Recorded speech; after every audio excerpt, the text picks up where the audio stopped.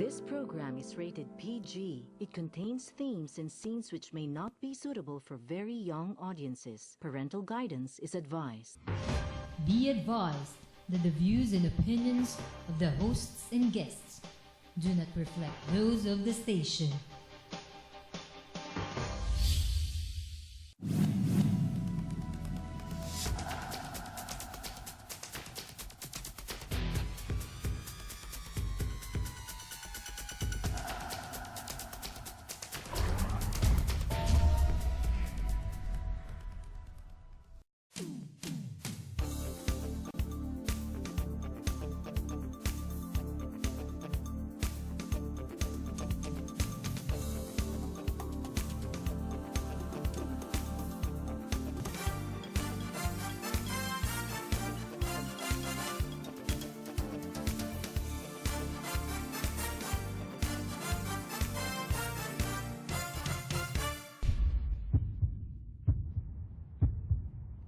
Magandang gabi po sa inyo lahat. Welcome to our show, Heartbeat Live. I'm your host, Ray Rosa.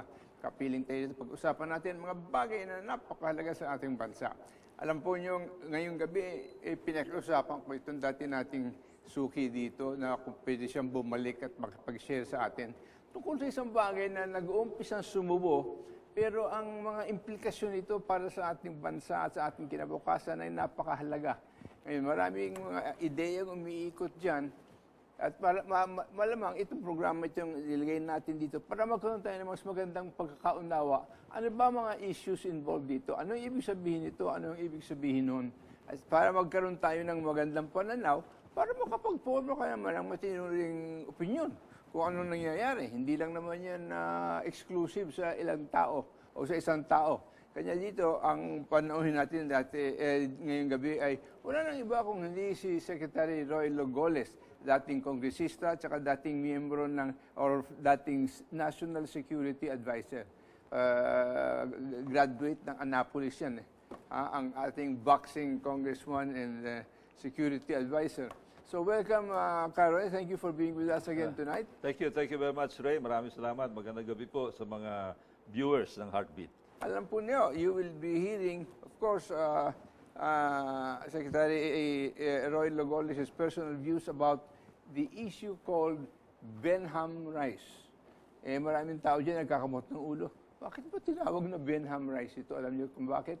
Mayroong isang geologist noon who was the one who discovered the Benham rice. Who happened to be a U.S. Navy officer. Oo, at U.S. Navy officer. So yan po ang ating pag-uusapan. Una-una, bakit ngayon lang lumabas ito, Carol? Hindi lang ngayon yan. Matagal na. Ilang parati ko na nababasa, pero inside pages yan. In fact, the first time na nabalitaan ko yung Benham rice, nung lumapit sa akin si Secretary Pahe, Ramon Pahe, then Secretary of the DNR. This was 2012, no? Right after April 2012. Sabi niya, Congressman, this was in Congress. Nanalo tayo sa kaso, nagkaroon tayo ng additional territory, 13 million hectares, Benham rice. So binasa ko, and true enough, in the official announcement of the government, they said that they filed a claim of this big body of water back in April 2009 before the United Nations. And on April 12, 2012, 3 years after, this was awarded to us, and the government announced it as additional territory.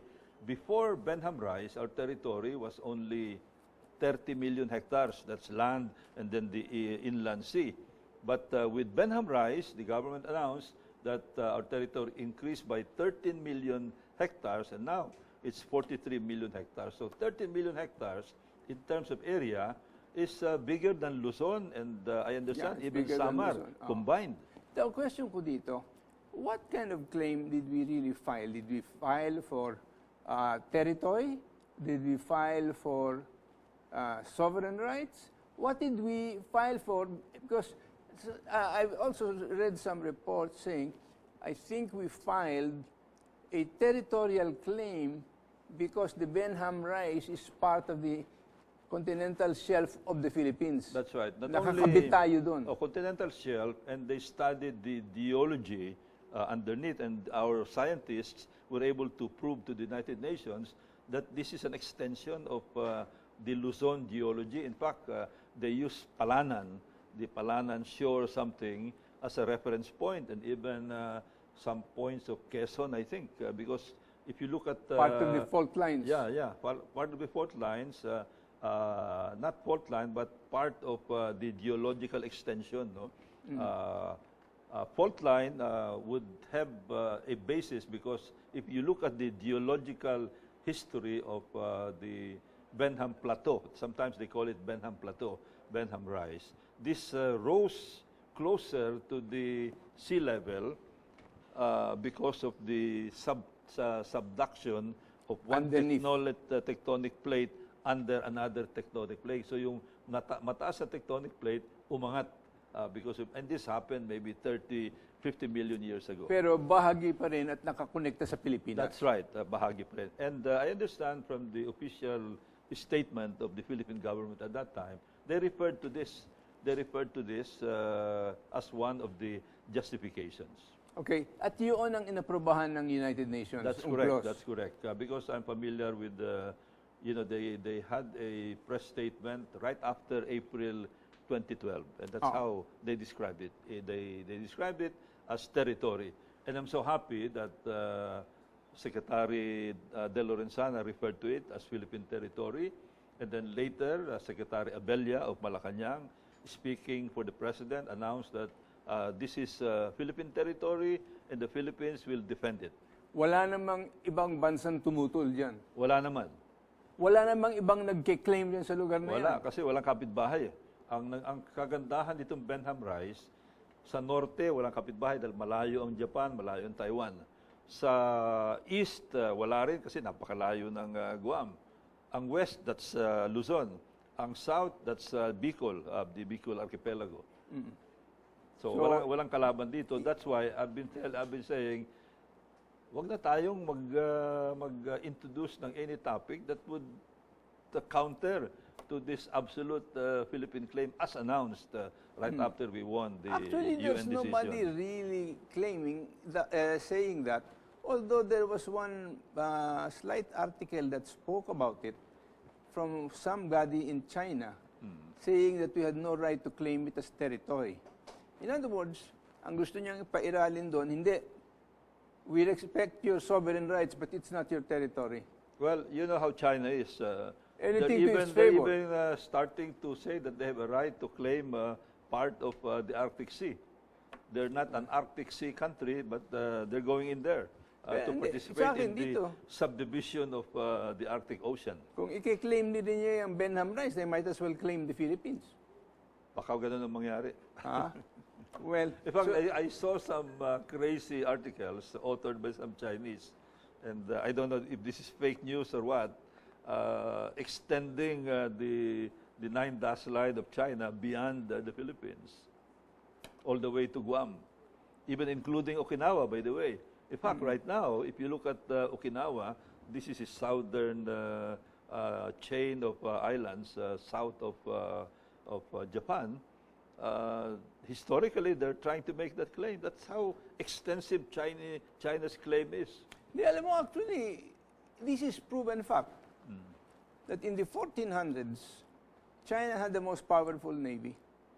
They got to the Arctic areas and to America ahead of everybody else. They went as far as East Africa. Kanya nga. Hindi yan, mas mamalapit pa sa China yan. Zhenzi. But during that time, it was more of a trade mission. They had ships that were 3 times bigger than the ships of the Spanish Armada. Well, kanya nga, sabi ko, di sila unang nandun, why don't they claim America, North America, South America, this Arctic region? Ay di, kinilang nilang buong mundo. But they forget also that there was a time when they were under Mongolia, the Yuan dynasty. So Mongolia can also claim them if they go by history. Yun nga ang punto dito na historical boundaries have always been fungible depending upon who wins. Yeah. Di ba? At least in the olden days, gayon ang nagigano. Pagka natalo kita sa gera, ikay sa akin. Yeah, if you go by historical boundary, you go to Europe and you'd be very confused because the boundaries there have been moving back and forth from the 16th century maybe, all the way to the time of Napoleon, all the way to the rise of the Weimar Republic in the 20th century. Hindi mo masasabi. Imagine Austria, a very small country now, used to be a big power in Europe. It used to be in fact, the balancing power in Europe determined. Austria played a very, very key role in the politics of Europe in those days. But so ito, babalik na naman tayo dito ngayon. Ang tingin mo, ang dapat na posisyon ng Pilipinas dito, unyielding. That's right. Yeah. This is our territory. That's right. I go by the original announcement in April 2012. I go by the announcement of Secretary Lorenzana when he questioned the presence of the survey ships, the Chinese survey ships. And I go by the clarification of Secretary Abella that this is Philippine territory and the Philippines will fight for and defend this territory. Handa na ba kayo makipagdigmaan para madepensahan natin itong teritoryo ito? Hindi naman kailangan ng digmaan yan. Yun ang sinasabi ko parati. No? I don't know why some people always associate fighting for territory as a warlike stance. No, we're talking of a legal fight. We're talking about diplomatic fight. Kasi sa akin dito, ang fight dito pagka sa tubig ang gusto ko tampisawan ng tubig na gano'n. Yeah, of course. You have Ganun na lang ang gagawin unlimited weapons using water. In fact, that's what China is using when they deploy their Coast Guard ships, water cannons. Binobomba ng water cannon. Yeah. Yung mga mangingisda. Unlimited ammunition yan. So what about, I need to ask you something else about this whole issue of the Benham rice, no? Anong interpretasyon mo ng right of innocent passage?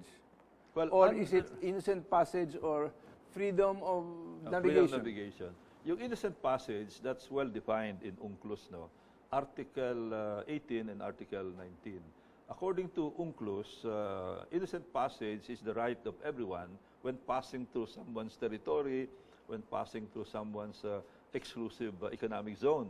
Because countries like the Philippine archipelago, we cannot use our country as a barrier to commerce. Like Indonesia, for example, it's a very long archipelago. The other countries would have to have right through by passage. Parang meron silang right of way. Otherwise, you have to go around, just like what Magellan did during the olden times. But now, it's not anymore the case. But innocent passage is restricted. Innocent passage, you must follow the most straight line possible.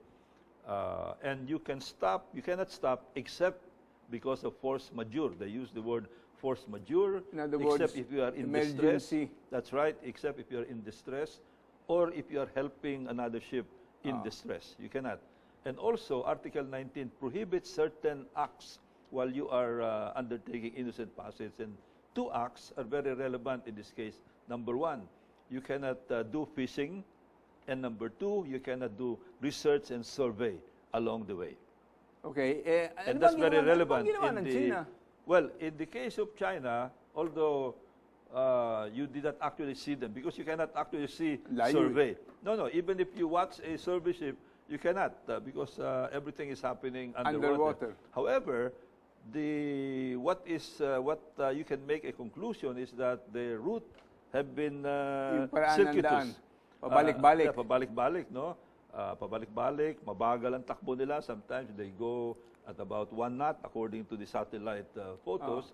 And then they overstay there weeks, even 3 months. And since it is a survey ship, I can only make a conclusion, a very educated and logical conclusion, that they did survey. Otherwise, what would they be doing there? They didn't go there for sunbathing. Yeah, they did go there for sunbathing. If they went fishing, then that's also a violation of UNCLOS. Okay, we have to pause for a few reminders. We will be right back.